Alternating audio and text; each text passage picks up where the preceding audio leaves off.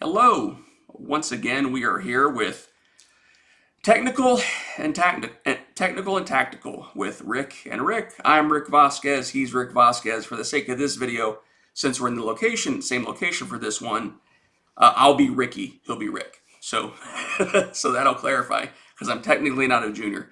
Anyway, this is presented by Drone Dialogues, and this is our monthly firearms discussion to do with industry, both my background a little bit, but mostly my father and his background, and sort of talking about topics. So we had talked previously about something that's coming in the news, and you might want to mention that when you introduce what we're talking about today. We discussed the new rules as far as what is an FFL, what is being in the business of selling firearms, and the new rule. And we posted where you could find it and some other indicators of ATF publications. And what the big takeaway from that was is everybody who has an FFL, everybody who sells a gun, needs to read its requirements, whether we like it or not. We have to ensure that we abide by it until hopefully ATF gets sued again and that new rule is taken down. And this time we're going to talk about the 2021 R05F, which is the frame and receiver rule. Because what happened today, the Supreme Court decided to take the lawsuit up. Okay, so the popular phrase that the media uses, it's a popular phrase that let's just say I don't know a nicer way to put it. Anti-2A, anti-gun people use. I've heard the term. You've heard the term. What we're talking about, you've heard popularly referred to as ghost guns. Now, I have seen pushback from the 2A community saying there's no such thing as a ghost gun, and it is some bogeyman that was invented to scare people who don't know much about guns, believing that these guns are going to come here and they're going to spook through your house and magically annihilate everyone just by their very existence. But obviously, I'm speaking in hyperbole. But Rick, what's your dad? What's your comment on it? I'm going to tell you, and I hope people don't take this the wrong way like arrogance, but I am more familiar with homemade firearms than anybody who is discussing them today. I have seen homemade firearms in every country in Central America, in Europe, in Canada, South America, and they are not ghost guns. That term was brought to us by the Wall Street Journal in California. How do I know this? I write in numerous articles for Wall Street Journal and other newspapers. I critique them for them, but the media thought it was so cute to call them ghost guns because they had no markings on it. So these are either homemade firearms or personally made firearms, whichever term you prefer to use. But the term ghost gun, if you continue to use that term, you're actually stepping right in the hands of the anti-gun by using a term that they created to attack your right to these firearms. Okay, so now tell them using the real terminology, sort of, sort of give them what they are. But before that, just as an aside, so if you haven't subscribed to the channel, this is the sort of stuff we're pushing back on. Too often, people in your life will give you a source that they believe, be it the media or something they read on social media, and they assert it as fact. Part of the basis for my friend Stu, whose podcast was his entire idea, is that we get the correct information to you. So sorry, Dad, for that aside. I just wanted them to say if they haven't subscribed, go ahead and subscribe, because this summer, that's what is going to be the main topic of this podcast, besides our monthly firearms discussion. So go ahead, sorry. I'm going to go into a long diatribe about homemade firearms, how they got started. and regulations that surround them today. I went to work for the Firearms Technology Branch in 1999, and we would get requests from people in the public, people from the industry, to look at partially complete firearms to try to get them not regulated as a firearm, but complete enough so that ATF would say, this isn't a firearm, it's not regulated, it doesn't have to be marked. And it first started out as hobbyists doing it. So Rick or John or Joe says, hey, I want to build my own AR-15. And it started out with AR-15 and AK type frames. So they submitted, like in stages, stage one, stage two, stage three, a partially milled out and drilled out aluminum casting to ATF. And ATF would say, okay, this stage is not a firearm, this stage it is a firearm. If you sell it, you have to make it as a firearm with all the regulations applied to it. Well, the industry jumped on this because let's say I could go to a machine shop and say, I want to buy these castings from you in a partially complete stage, and then you're going to send them to my manufacturing facility, and we're going to make AR-15 or M16 receivers out of them. Well, you talk about a huge benefit. They could go to a machine shop. They could, I hate to say this, eliminate several employees. The machine shop doesn't have to get a firearms license, and they could start cutting these partially complete receivers for a manufacturer who's going to make them in complete firearms. Then out of the clear blue, we saw an advertisement for 80% complete receivers approved by ATF. So he didn't do anything wrong. He got it approved, but the term 80% jumped out. Well, it created a cottage industry. Once this person advertised, then everybody, like out of the clear blue, started making what we call 80% receivers.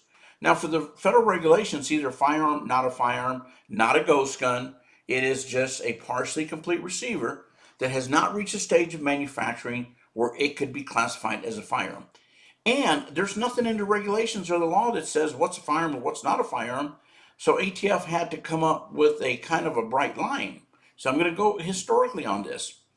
So in about 2004, we assigned two technicians, one to do 1911 and one to do the AR-15, and said, give us a drop dead line of manufacturing so we could put this out to the industry so we could quit answering thousands of letters a day.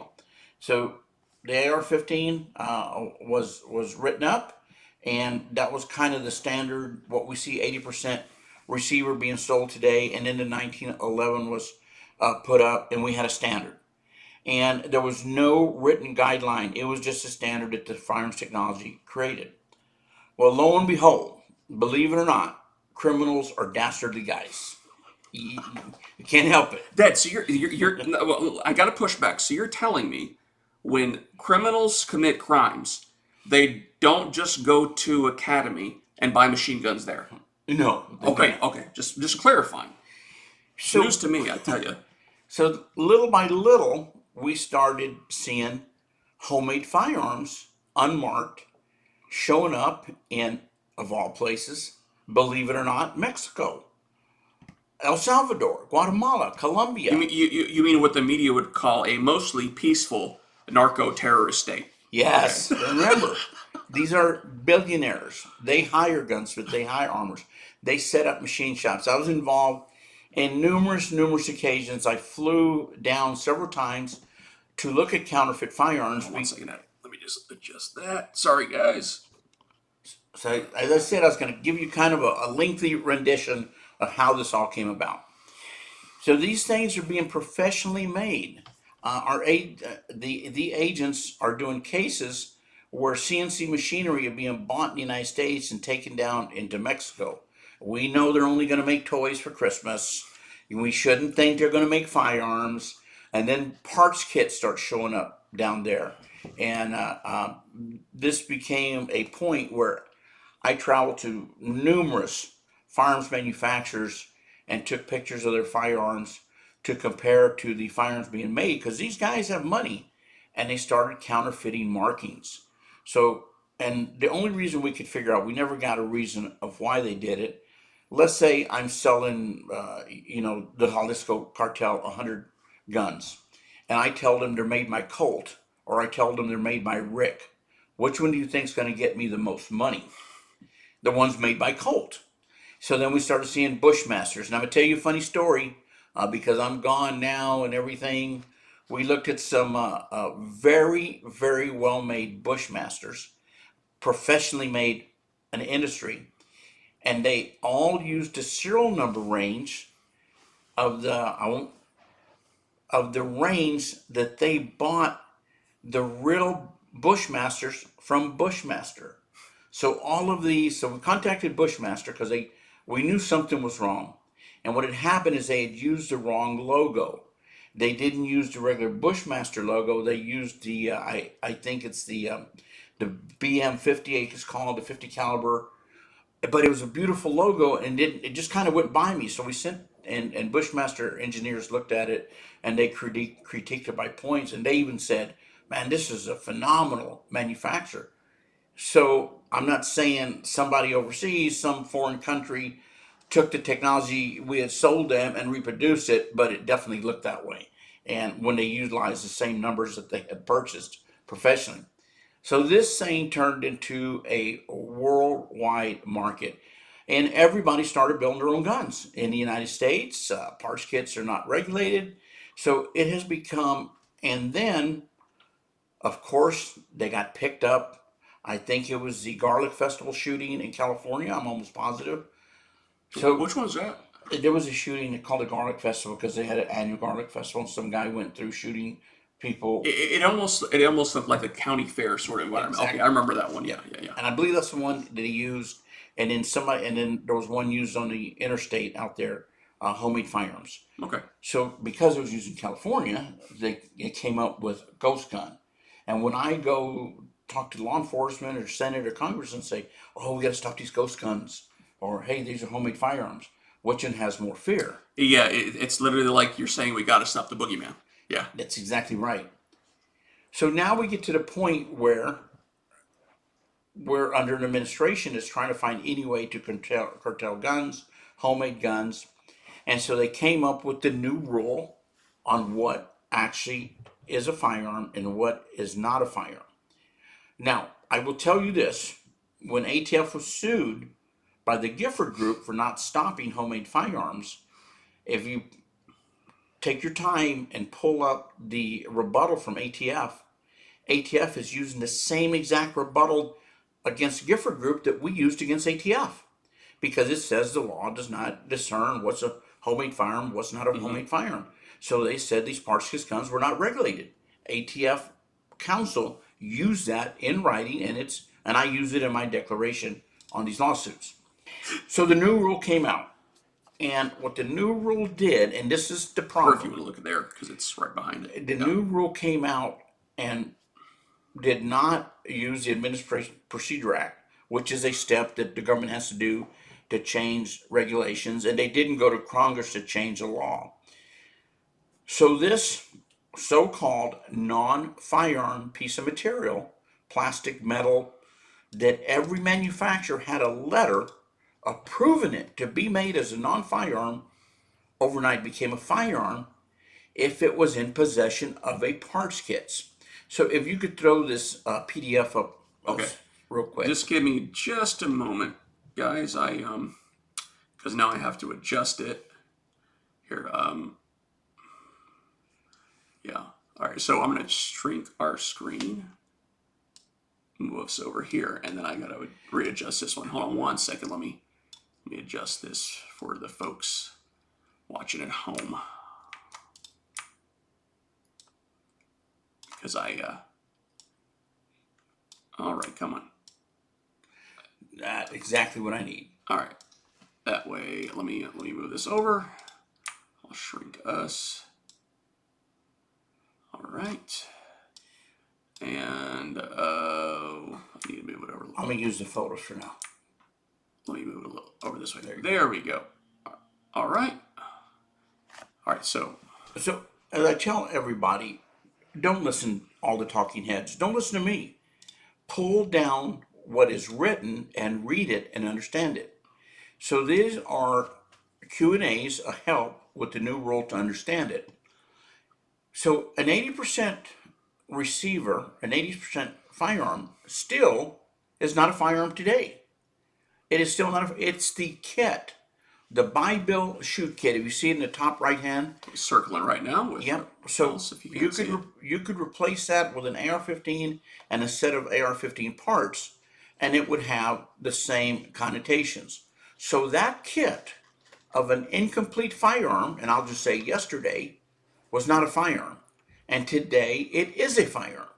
So that thing, if you now, I'm going to stop mid sentence. Does that affect me? Does it affect you? Absolutely not. As a citizen, I can still buy that set of parts, still buy that kit, still buy that partially complete receiver. Even though ATF calls it a firearm, I am not in a possession of anything I have to serialize. Because the law says only licensed manufacturers and licensed importers must serialize firearms, and that's under Section 923I of the Gun Control Act. Okay. So, how does ATF try to get around this? What they said was, if I have a buy, bill, shoot kit, and I take it to a gunsmith, and the gunsmith keeps it overnight, the gunsmith must put a serial number on it. Now, that's not in the law. Why does a gunsmith have to put a serial number? So they came up with part of the rule where they clarify the meaning of the term firearm and gunsmith. And they authorize in this letter ruling gunsmiths to start serializing buy, bill, shoot kits where the law does not authorize or require it. It also talks about that the gunsmith can accept the serial number that the owner puts on this firearm. So, there's two things here that you need to know. If I take that buy, bill, shoot kit to my local gunsmith and ATF says it's a firearm, and I say, hey, fix my buy, bill, shoot kit, I'm going to sit here for 2 hours and take it with me. Gunsmith doesn't have to serialize it. Only if it spends the night or longer at his facility. If he logs it into the A&D book, he must get it serialized. Well, what if he doesn't have the equipment to serialize it? You serialize it before you take it to him, and the gunsmith can accept your serial number. Now, if the gunsmith has to go out, he's not equipped to put serial numbers on because he's not a manufacturer. He doesn't have a laser engraver. He doesn't have a dot matrix engraver. He doesn't have a pen engraver. So he's going to engrave your gun with a pocket knife and a screwdriver just to follow the regulations. So those are some of the regulations that affect you today. When the rule first came out, you couldn't sell these buy, bill, shoot kits together. So we wrote in and get this clarified, and we were right. Then they just broke up the sale. So I'll buy my kit of tools, get my kit of parts from somebody, and my 80% non-firearm receiver from somebody else. So, if anything, this might incentivize someone to say, hey, well, you know what? If I have to go through all that, I'm just going to either A, buy the equipment to fix it myself, which I suggest everyone be able to fix your own gun, even if you're, I mean, like me, I'm like all thumbs when it comes to fixing stuff, right? Or, just decide to buy a gun in a way that they can better track, which, hey, it might please them. Hey, and if you're a law abiding citizen, it might please you as well. That's the exact intent of this rule. Okay. The exact intent of this rule is to create discord so that you buy a complete firearm and don't do your own firearm. Now, I will tell you this, and if you haven't looked at YouTube and put together these plastic pistols, you can have 4 fingers missing on your left hand and 3 missing on your right hand, and you can put it together in an hour and a half. Okay. You with a file, they say use a Dremel tool. You don't need a Dremel tool. If you're good with a chisel and a file, you can and a hand drill, you can put it together. Now, of course, the AR-15 being aluminum, and they've shown you all different ways to cut them out. Of course, when I do them, I use my milling machine, and I can do them in a matter of 45 minutes. But I've done a handful. As you know, I used to have shooting school before I became a licensee. Yeah. and I made myself like 5 homemade firearms Yeah. because they were cheap, and we shot the poop out of them until they broke. Yeah. And as seen as a previous video, you still have the capability to do a lot of your own Now I'm a gunsmithing. licensed Yeah. Yeah. manufacturer, Yeah. and so I follow all the ATF rules. So if ATF says I need to serialize a gun, by law, as a Type 7 manufacturer, I must serialize a firearm. I don't have a choice. Yeah. So if somebody were to bring it to me and say, complete this into a firearm, I don't care if he waits there, sits there, whatever, I'm going to have to put a serial number on it. Gotcha. So I'm not doing it for anybody because I don't have a laser engraver to engrave them. So this, go ahead, if you can scroll up Yeah. and we'll find the AR-15. And That one there you right go. there. Yep, Okay. the one with the red kit around it. Yeah, up on the right side as you're looking at the screen, guys. So that is a buy bill kit because it's got all the tools and the template to finish off a receiver.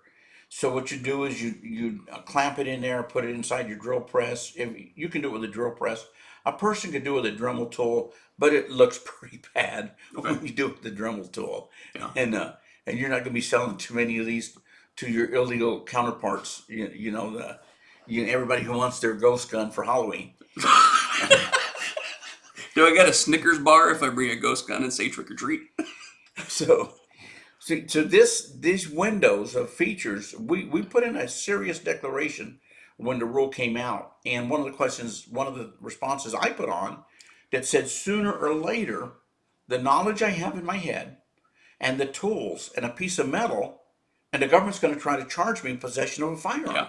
Because I have the knowledge. I literally do not need the receiver fixture to do an AR-15 receiver. Because I've measured AR-15 receivers. I put the 80% receiver in the vise, and I said I know I have to go 1 inch, 250 thousandths down.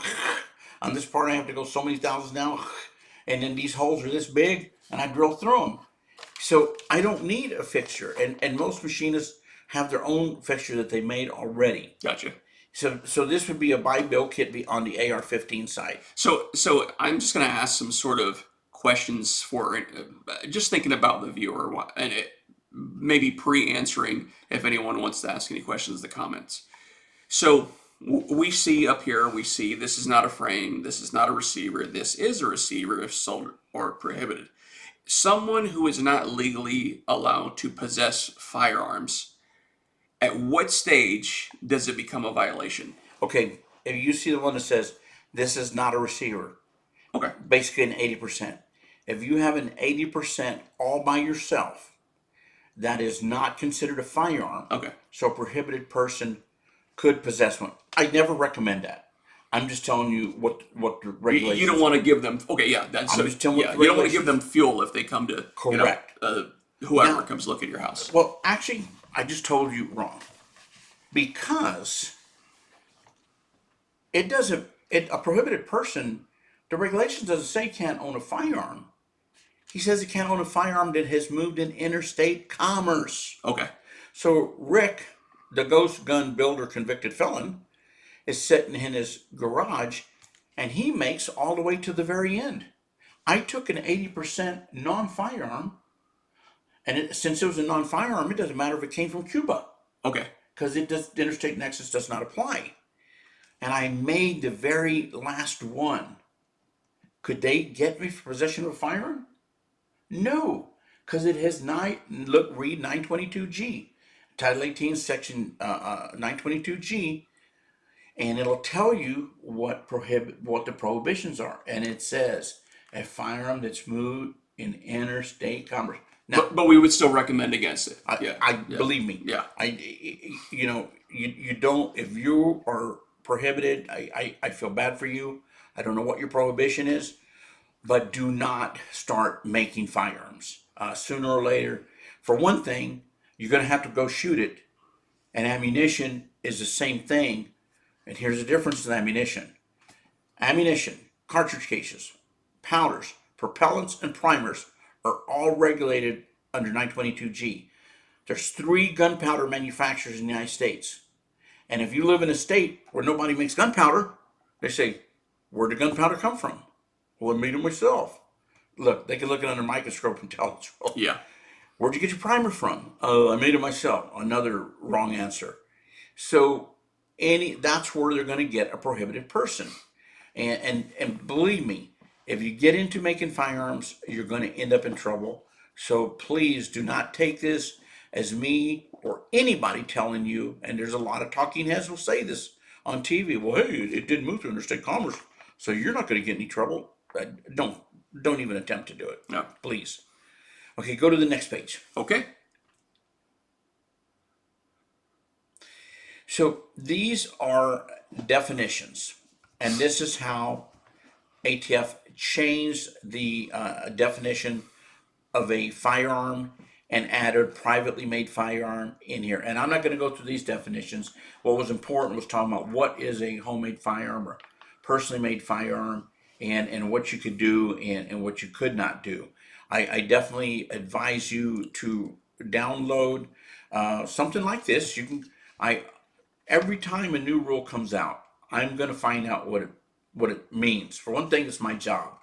So if there's something that's confusion, and I've done this on several occasions, I'll write in a letter to ATF and say, look, on page 3 of your new rule, it says, I can't build guns on the third day of every month or on the full moon.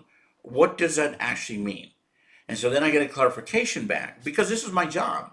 And I'm not just going to be a talking head and just listen to somebody else on TV or the internet and say this. If I testify in court, I have to have the correct answer.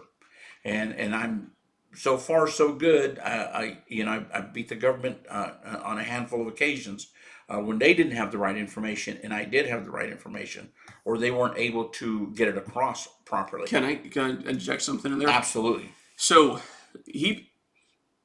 not everyone is able to beat the government. Okay? So make sure you do have your ducks in a row. So if it ever does come to the chance, and who knows, maybe you're too poor to afford anything but a public attorney. And maybe you're rich enough to fight it in case. You need to have your ducks in a row. You need to have make sure you have we talked about last time about documentation.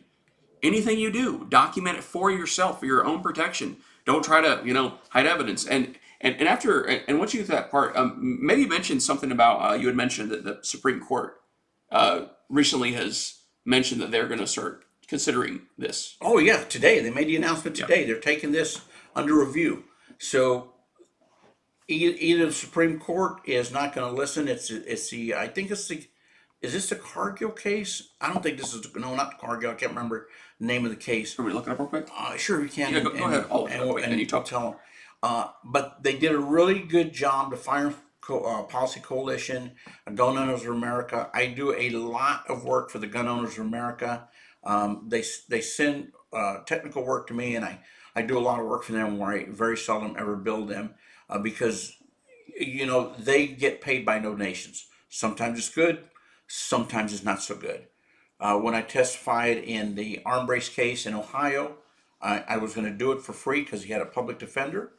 Well, we were very fortunate. The public defender was not just a public defender. It was a very elite law firm that was doing it pro bono, and they volunteer their services to people on a monthly basis, and they had the money to hire me. But I was on my way to Ohio to help this young man out. Of course, he was a former Marine, 100% disabled. There's no way in hell I was not going to do it. But one of the things that if you're in the business, and I'm just going to cover this real quick, it's a kind of out of context of what we're talking about. If you do not have insurance, you need to shut your business down or go get insurance.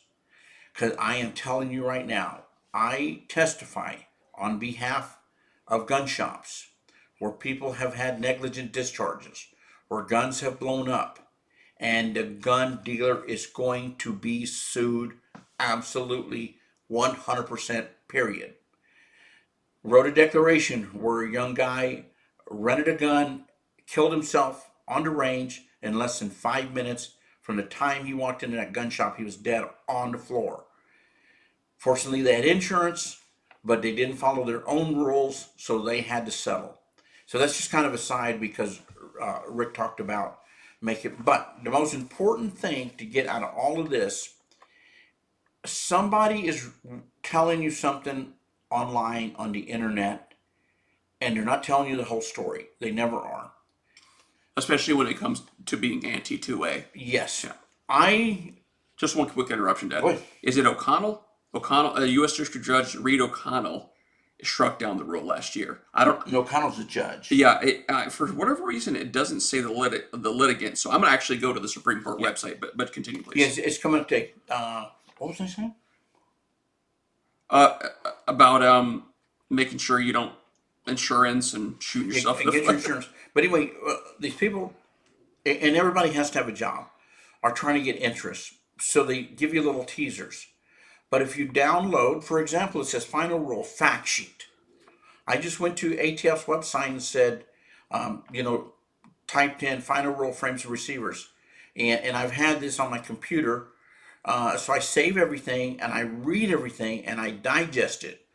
For example, there's people that believe if they possess a kit to make a person made firearm, it must be serialized. And that is not the truth. Even if I sell it to Rick, I can take that homemade firearm and sell it to Rick as long as I'm not crossing state lines and the state doesn't require me to serialize it. I don't have to serialize it to sell it to him. Now, of course, I got the new rule. What's an FFL and what's selling for a business that I got to pay attention to.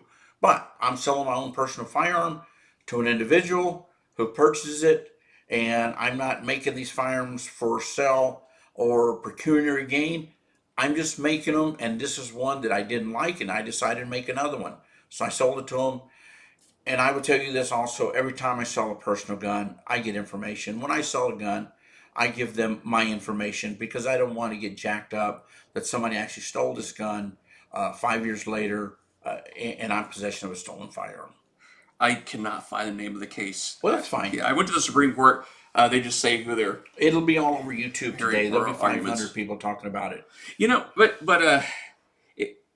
Is there anything else you wanted to point it out on this page? Let me go through it just to make sure. I believe I covered everything pertinent. I did. Please download the information. Get on top of it.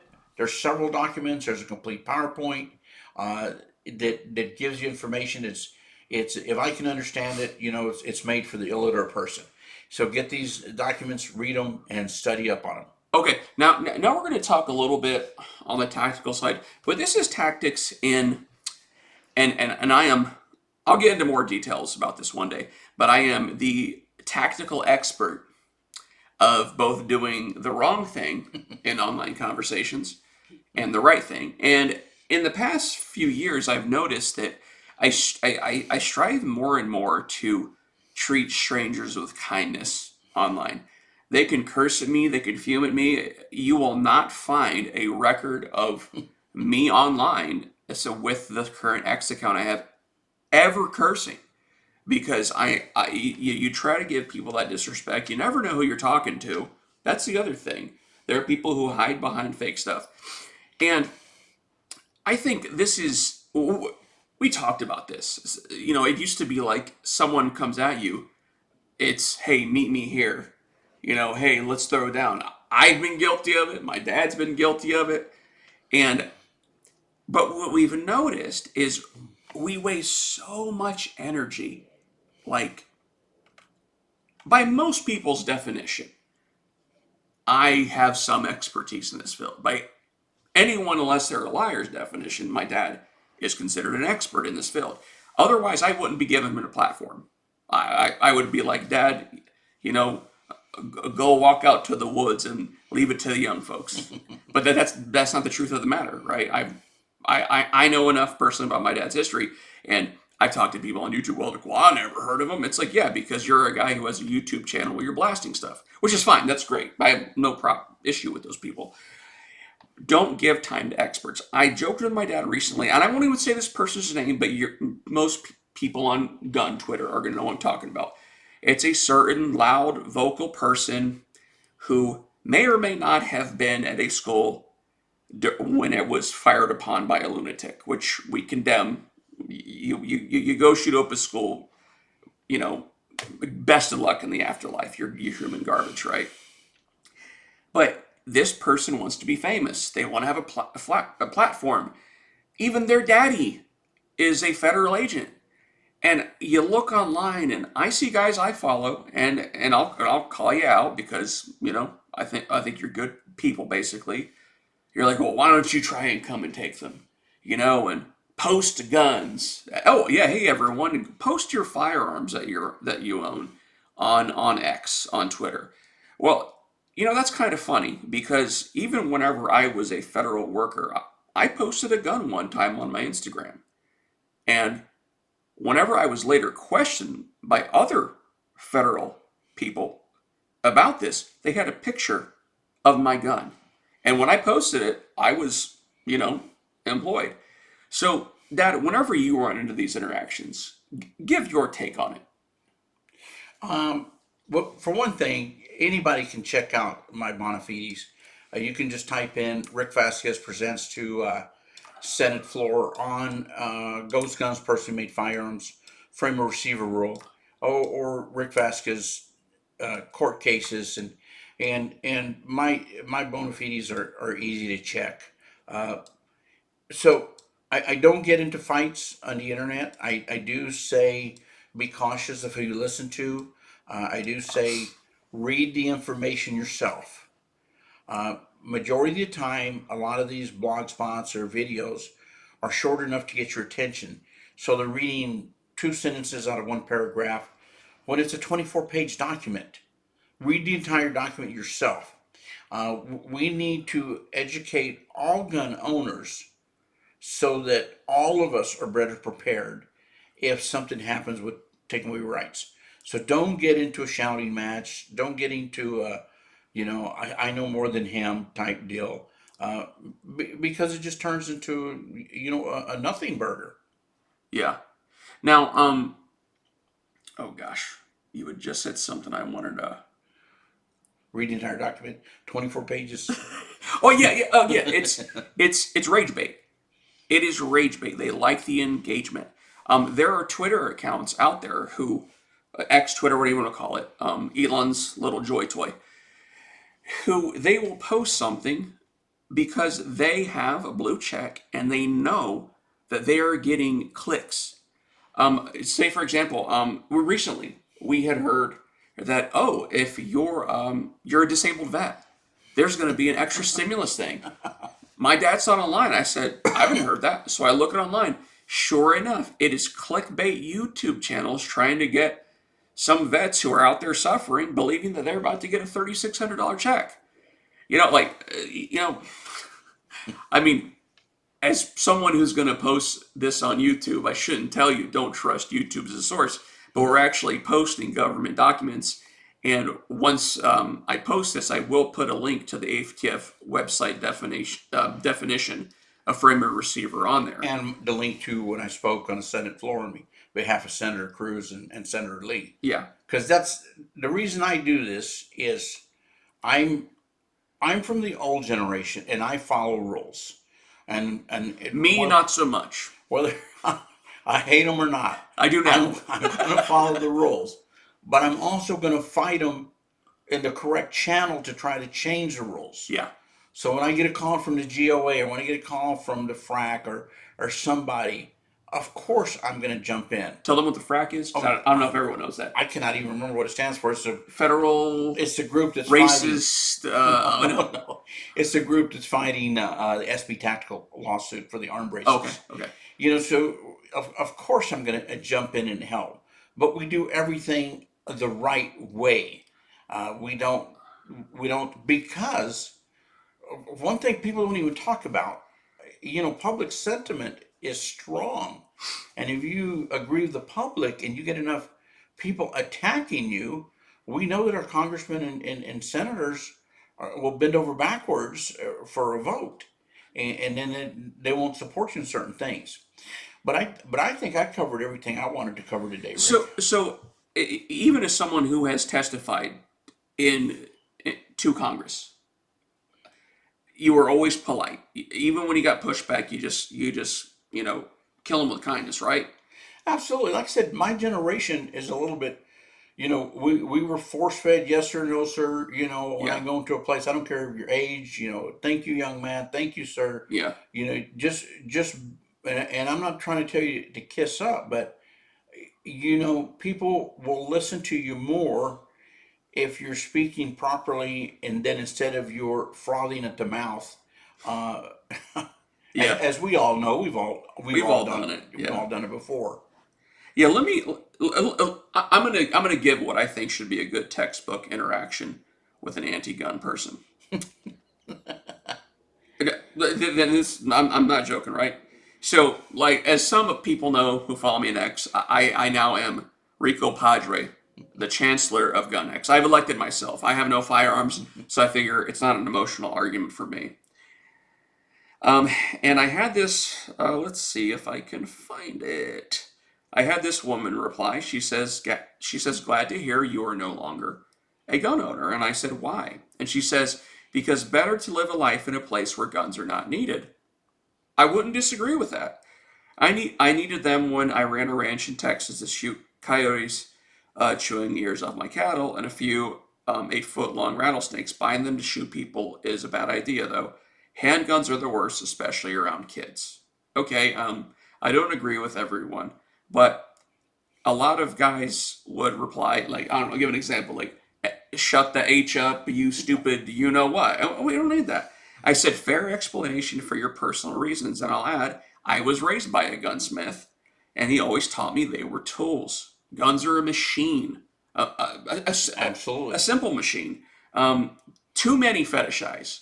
And, and you'll admit this. Some people, it's like a new religion to them. It is, and it's funny because my generation, we bought numerous firearms, but we didn't Post them online stroke because even them and post them.